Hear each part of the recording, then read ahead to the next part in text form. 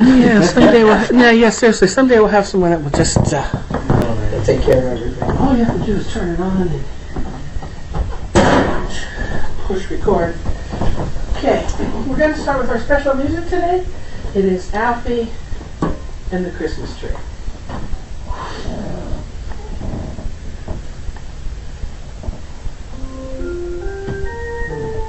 Did you ever hear the story of the Christmas tree who just didn't want to change the show?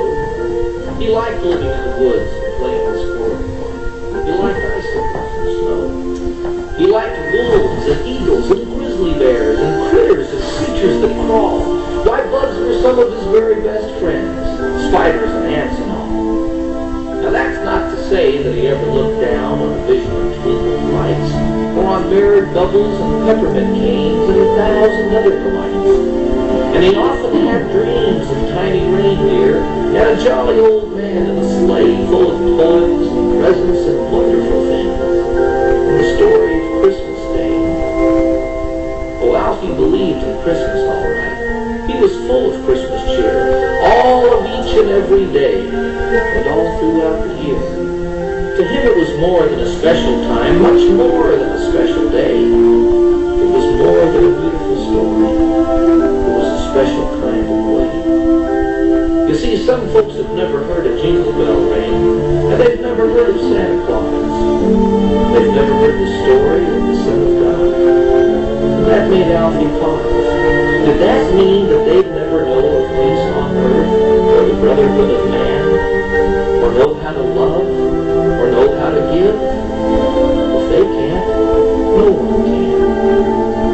You see, life is a very special kind of thing, not just for a chosen few, but for each and every living, breathing thing, not just me and you.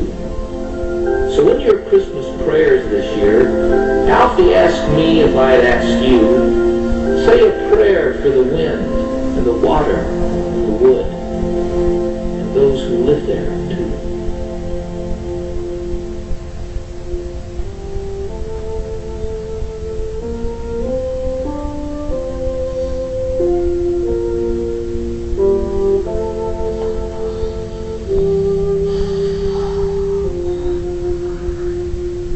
It's in every one of us to be wise. Find your heart, open up both your eyes. We can all know everything without ever knowing why. It's in every one of us, why and why. It's in every one of us to be wise. Find your heart, open up both your eyes. We can all know everything without ever knowing why. It's in every one of us, why and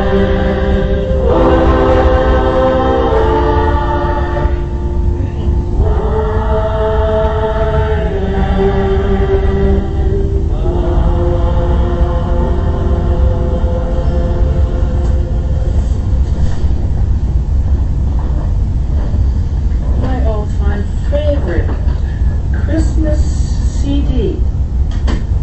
John Denver and the Muppets. Absolutely love that one.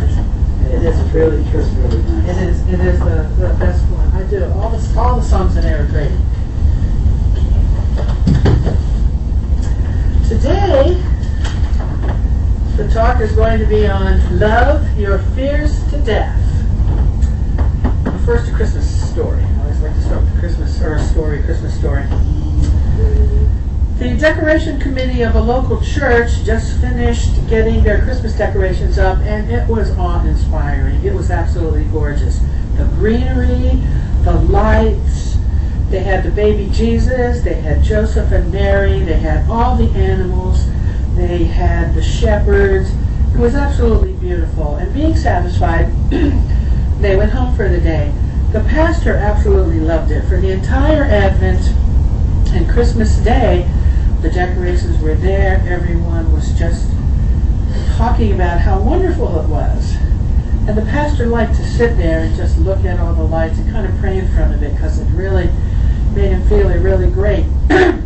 So the day after Christmas, he was a little later than usual because he had stopped at the hospital, doing some hospital visits. And when he came to the church and he looked at the display, baby Jesus was missing. And he looked all over. He thought, what happened to baby Jesus? And he looked all over the place. He went all around the church. He went to the office. He looked under the pews, and he could not find baby Jesus. Someone stole baby Jesus. And so as he looked out the courtyard of the church, he noticed Bobby with this shiny red wagon, and in the wagon was baby Jesus. So he walks out to Bobby and he said, Bobby, I noticed that baby Jesus was missing from the manger, and I see that you have baby Jesus in your wagon. Can you tell me why you took baby Jesus? And Bobby said, well, I prayed to baby Jesus that he would give me a bright red wagon for Christmas. And I said if he saw fit to give me a bright red wagon for Christmas, I would give him a ride. And so that's what Bobby was doing. He was giving baby Jesus a ride. He said, Jesus keeps his promises to me, so I have to keep my promises to him. And so Bobby said, it's okay, I'll put baby Jesus back because he's had a long ride. So what I want to talk about is fear. And I really consider myself to be a fear expert.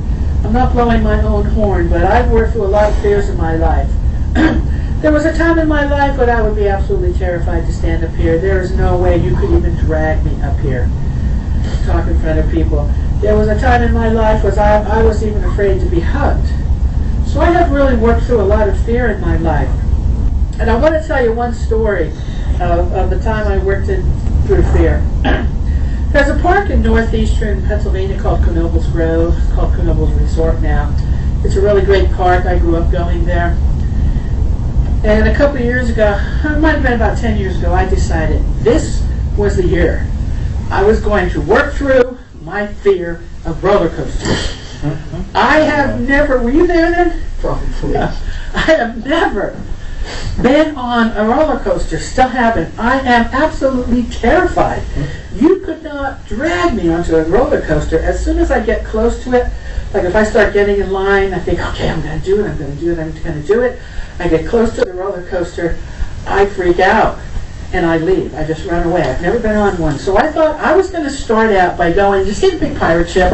Yeah. I said, I'm going to start with this. This doesn't look quite as bad as a roller coaster. So I'm going to go on the pirate ship thing. So I did. I sat on it, and the thing locked, and it's like, oh my God, that's when I started getting terrified.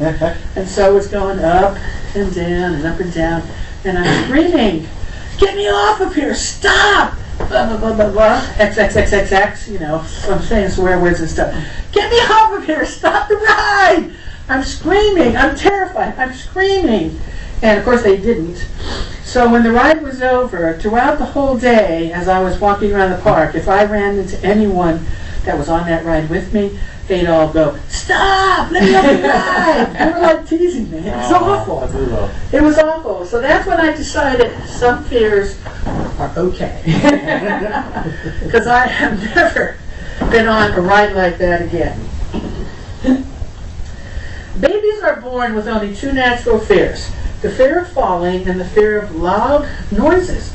all other fears, including the fear of death, they're learned. It's a little hard to believe, isn't it? That fears are learned. Fear is created not by the world around us, but by our thoughts of what we think about the world, what we think is going to happen. And the letters fear, F-E-A-R, means false evidence appearing real. So now what does that mean? False evidence appearing real. It means that all those things that you are afraid of, like speaking in front of other people, being hugged by other people, they're false fears. But our mind creates evidence to say that if this happens, I'm going to have a heart attack or something. It's all in the mind. So what kinds of things are people afraid of? Here's some of the things. The future, especially in this day and age. People and their opinions.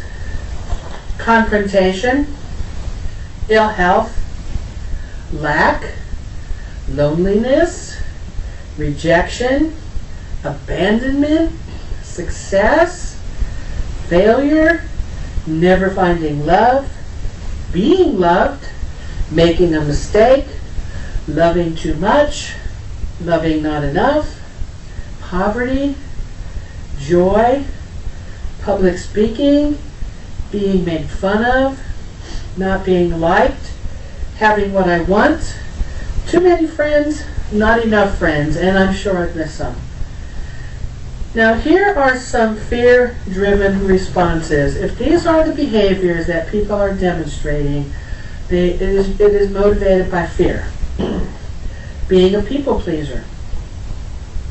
Isolating, blaming, compromising, having a negative attitude, sleeping too much, procrastination, apologizing for everything, taking everything personally, being manipulative, giving up, making jokes about yourself, derogatory jokes about yourself, shutting down, self-pity, whining, name-calling, arguing with anyone about anything, smoking. That's an interesting one, a fear-driven response. Making excuses or complaining, being irresponsible, cheating, lying and pretending, jealousy, disappointment, resentment, saying yes when we want to say no. That's pretty scary. Some people might be sitting here thinking, well, my God, I do all those. Or most of those. That's kind of scary, isn't it? Actually, they're fear-driven responses. Can you believe some of those things are? It's hard to believe it. Some of those things are. Fear is only as strong as our avoidance of it. What we resist persists. If we don't want to see it as fear, if we don't want to accept and embrace it, then it's going to become bigger than we are, because what we resist persists. Fear is basically a lack of the awareness of the presence of God as a real force in our life. One time a minister was talking, and he was talking about public speaking. White people are afraid of public speaking, and he said, too much self-consciousness, not enough God consciousness. It was his response to that. What did Jesus say about living a fearless life? Everyone that heareth these words of mine, and doeth them, shall be likened unto a wise man, who built his house upon the rock. And the rain descended, and the floods came, and the winds blew, and beat upon that house, and it fell not. For it was founded upon the rock. It was founded upon love. Love, we know, is the strongest emotion that there is. It is the most powerful emotion that there is. It is the most powerful energy that there is. There's a book by Paramahansa Yogananda. It's called Where There Is Light, Insight and Inspiration for Meeting Life's Challenges. This is what he has to say. If we continually write out checks without depositing anything in your bank account, you will run out of money. So it is with life. Without regular deposits of peace in your life accounts, You will run out of strength, calmness, and happiness.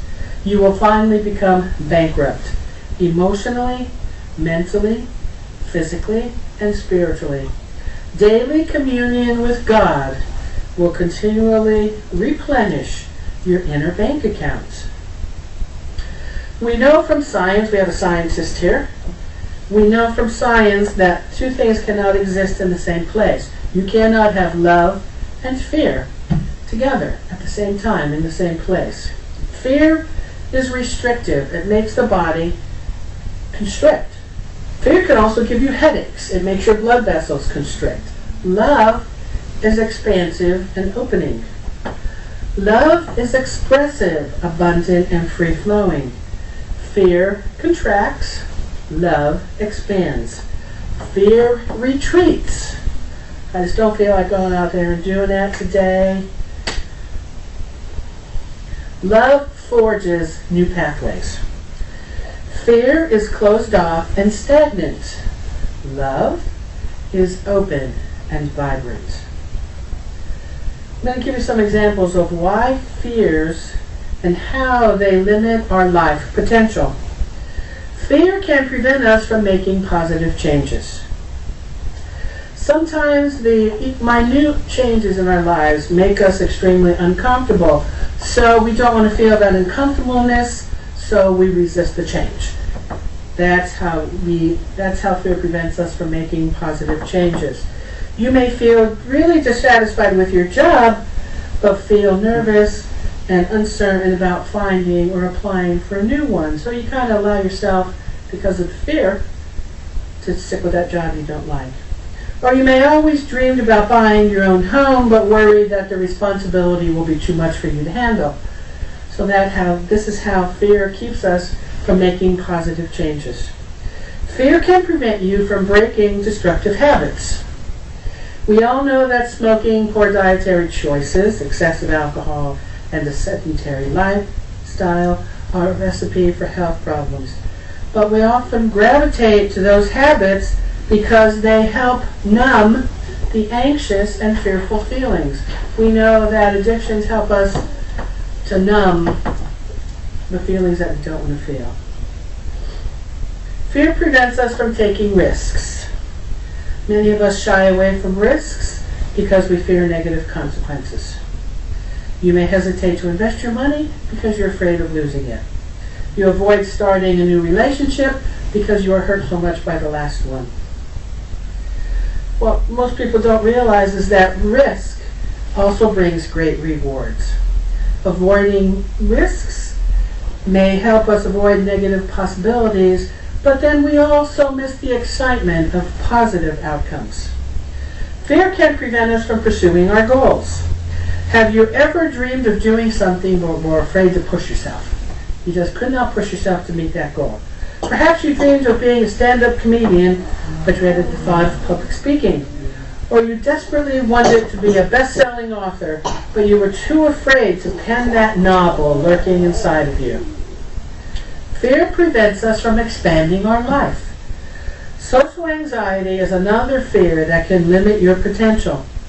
It prevents you from attending networking functions so your career or business can grow. You may avoid taking that much-needed vacation to relax because you just don't want to take time off from work, or you have a fear of being out there among strangers. What are some of the things that we can do to stop fear from limiting your potential? It's important to understand that these fears are grounded upon absolutely nothing. They're all illusions. I know it's a little hard to believe because they feel very real. Rather than trying to force your way through a fear, you may find it easier to explore the many ways that fear can be effectively released. We're talking about releasing fear from the mind, the emotions, and the body. So what we want to do is release fear. How can we dissolve fear and release it? We can turn and look directly at it. Name it. Name it is a good way to help the fear dissipate. We can allow it to come into our consciousness when we recognize it and we kind of sit with it. That helps dissolve the fear. We can breathe relaxation in the body because fear causes heaviness and tension in the body. It causes the body to constrict.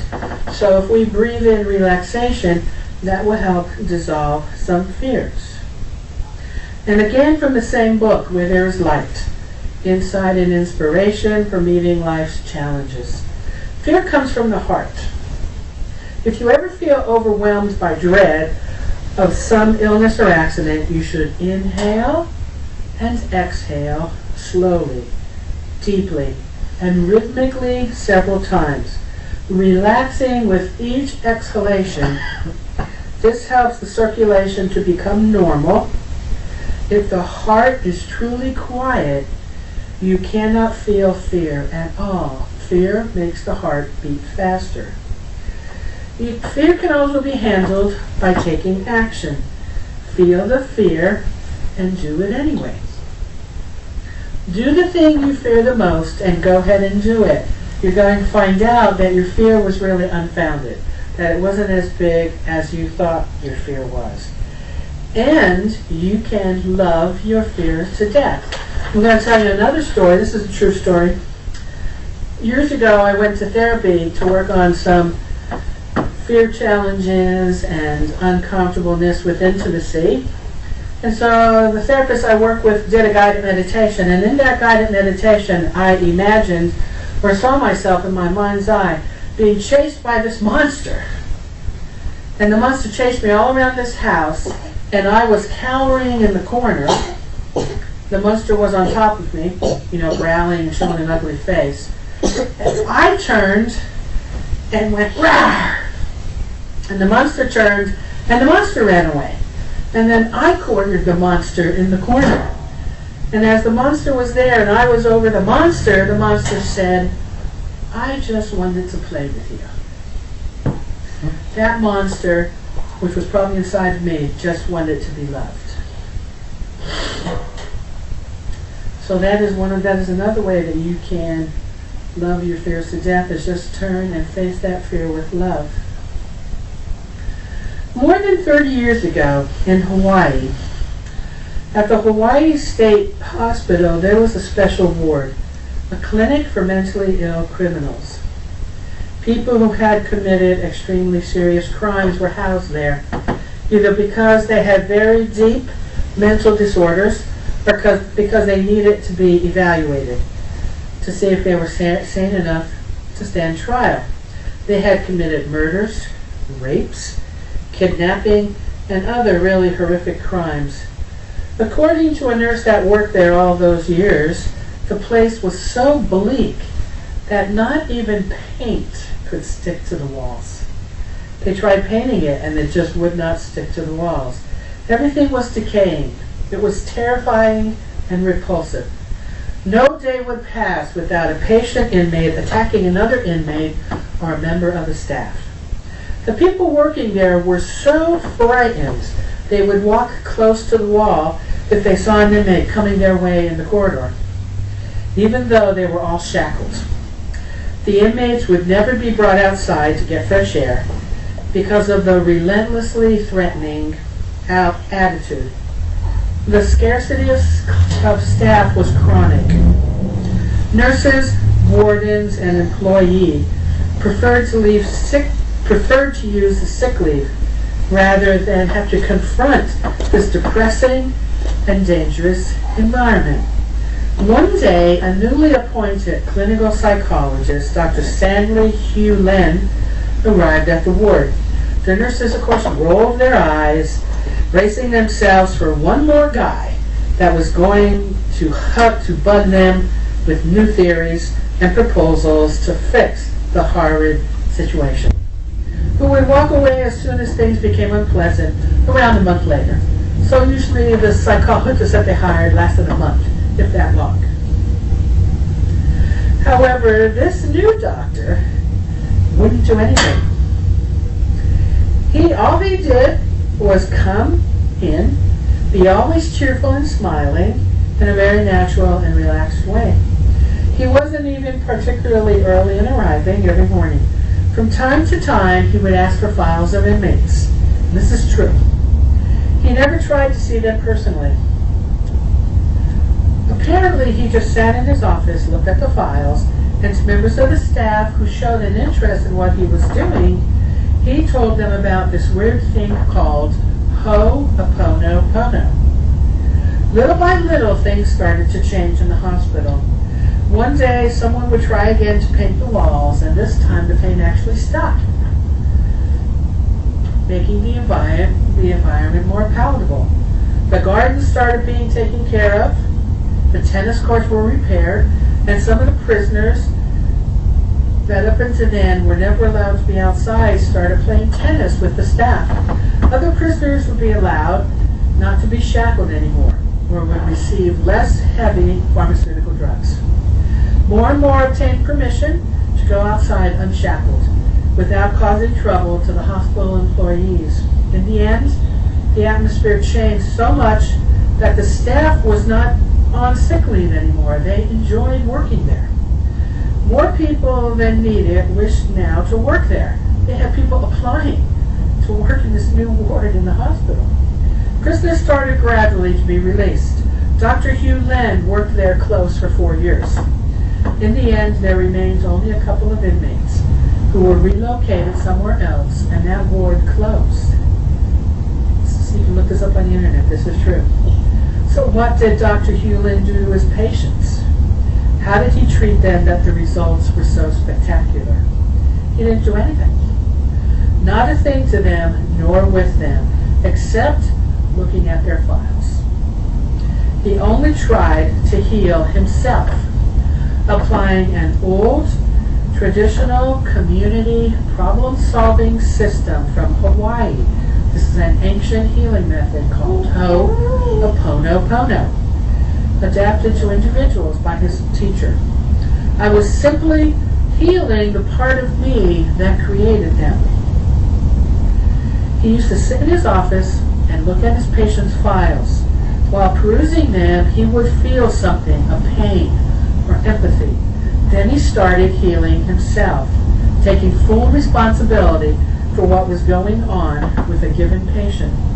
That's how people got better, because their doctor had a strange view that it was himself who needed the healing, not them. That's all he did.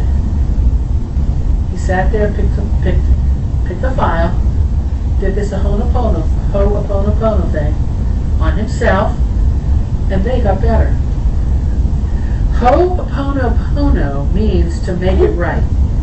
It means to make it right with the ancestors, or to make it right with people with whom we have relationships. Ho'oponopono is based on the knowledge, and this is going to be hard to swallow, that everything that happens to you, or that you perceive, the entire world where you live is your own creation.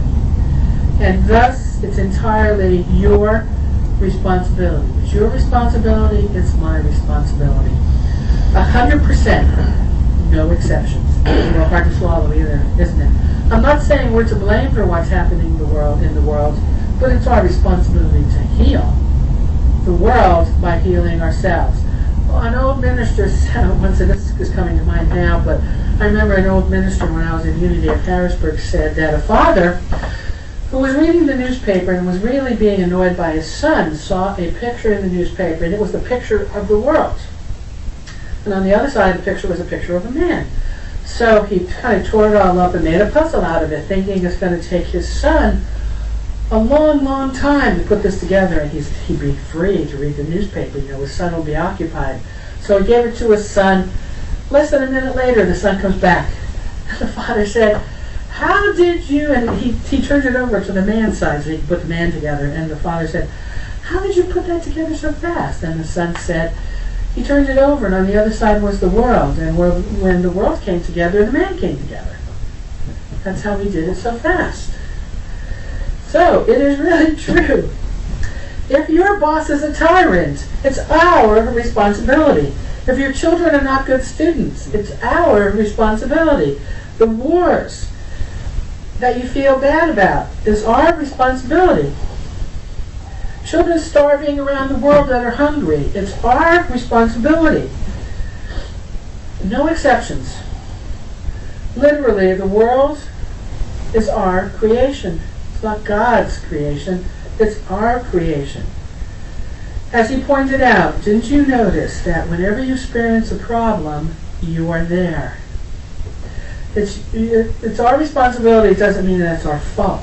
It means that we are responsible for healing ourselves in order to heal whatever or whomever that appears to be a problem. We heal ourselves. We think about what part of me created that experience. There is a part of me that created that experience. So I want to heal that part of me. Once I heal that part of me, that experience is healed. I shared this a couple weeks ago. At Unity of Harrisburg, I was a member there for 20 years. For years and years and years, Christmas Eve, we did a World Peace Meditation. We aligned with people all over the world that did the World Peace Meditation. We worked on healing ourselves, the peace within ourselves. The Berlin Wall crumbled. We feel that we had something to do with that. So it is true. You've seen stories and you've heard of stories on the internet about crime-ridden neighborhoods. When a bunch of people go in there and meditate, crime is reduced. It may sound crazy, but it is our creation, the problems in the world. So how do we heal ourselves with Ho'oponopono? We're going to actually do that. We're going to get a chance to heal something. There are 3 steps in using Ho'oponopono to heal the situation. By recognizing that whatever comes to you is your creation. The outcome of bad memories buried in your mind. By regretting whatever errors of body, speech, and mind cause these bad memories. And by requesting a divine intelligence within yourself to release those memories, to set you free, then of course you can say thank you. So what we are going to be saying, I have a meditation that you can follow along and then a song. There are 4 things that you say. This is not a complicated healing method. You say, I love you, I'm sorry, please forgive me, thank you. Ho'oponopono was used to erase memories and reconnect with the divine. I'm sorry, please forgive me, thank you, I love you. In essence, what you are saying is, I take full responsibility for the appearance of these problems in my life. Even if I don't know how I created them, please clear these memories and make this situation right again. Thank you. I love you. In the meditation, you're going to hear a couple different phrases. The meditation starts out by saying, Dear Father. That's a recognition of the divine. You may not call your concept of God Father. You may call the way you see the God that you relate to, higher power. You may see that God as Goddess, as Krishna, as God. It doesn't matter. You can use whatever term you want. When he says, Dear Father, you can say whatever you want. That is the connection that we are acknowledging, that this love energy created within us by this personal relationship with the God of our being, that we are connecting with that entity or that healing power. You want to say, I'm sorry.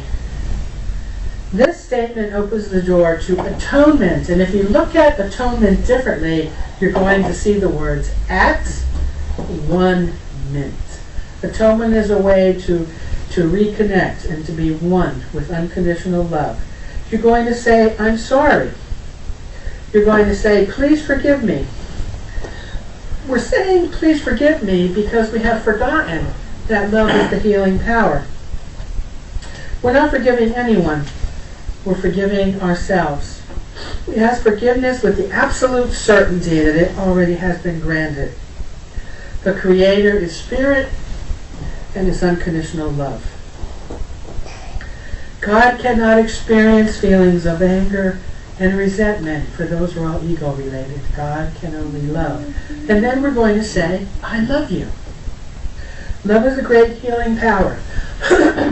Sending this love to reverberate through our psyche and to regenerate an immediate feeling of well-being. And it's going to go back to it's going to heal all the past, the present, and the future. And then you're going to say, I thank you, because we're just affirming that we have been heard and the healing is ready to begin.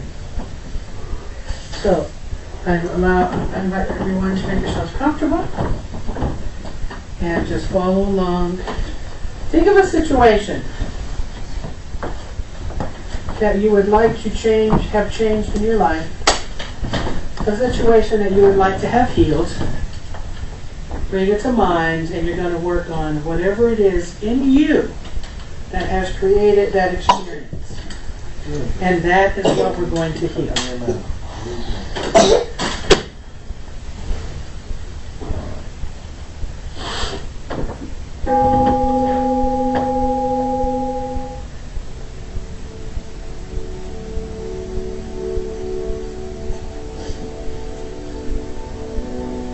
Breathe in.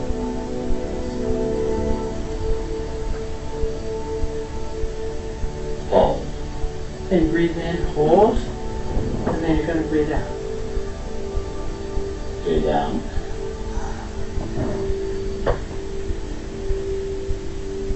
Hold. Dear Father, I'm sorry. Please forgive me. I love you, and I thank you. Breathe in.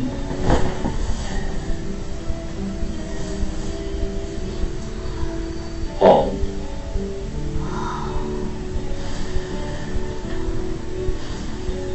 Breathe out.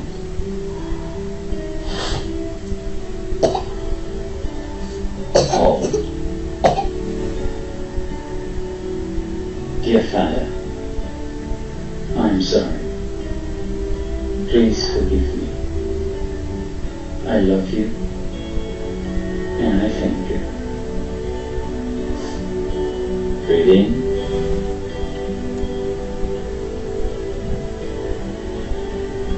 Hold.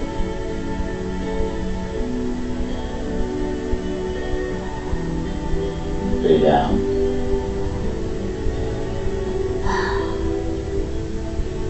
Hold. Dear Father, I'm sorry. Please forgive me. I love you, and I thank you. Breathe in.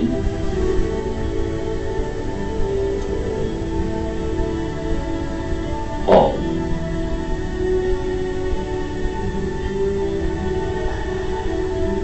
Breathe out.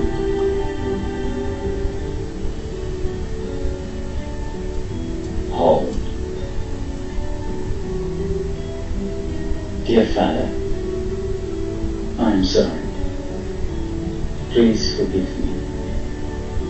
I love you, and I thank you. Breathe in.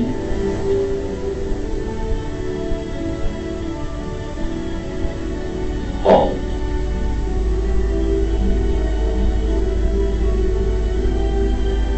Breathe out.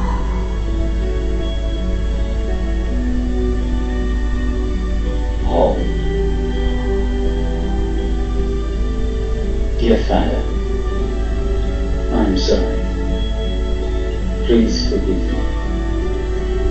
I love you, and I thank you. Breathe in.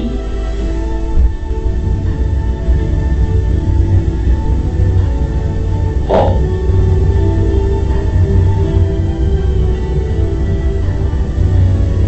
Breathe out.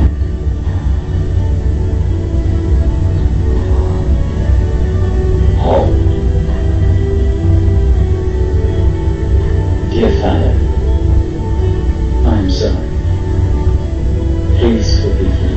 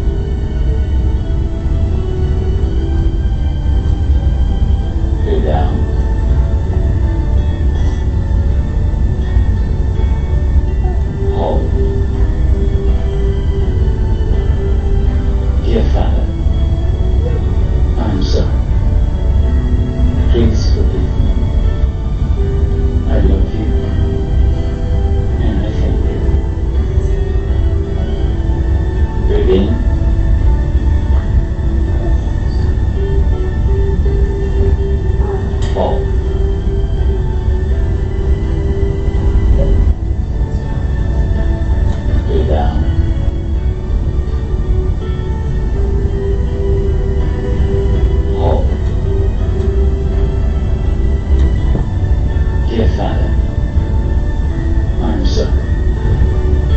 Please forgive me. I love you, and I thank you.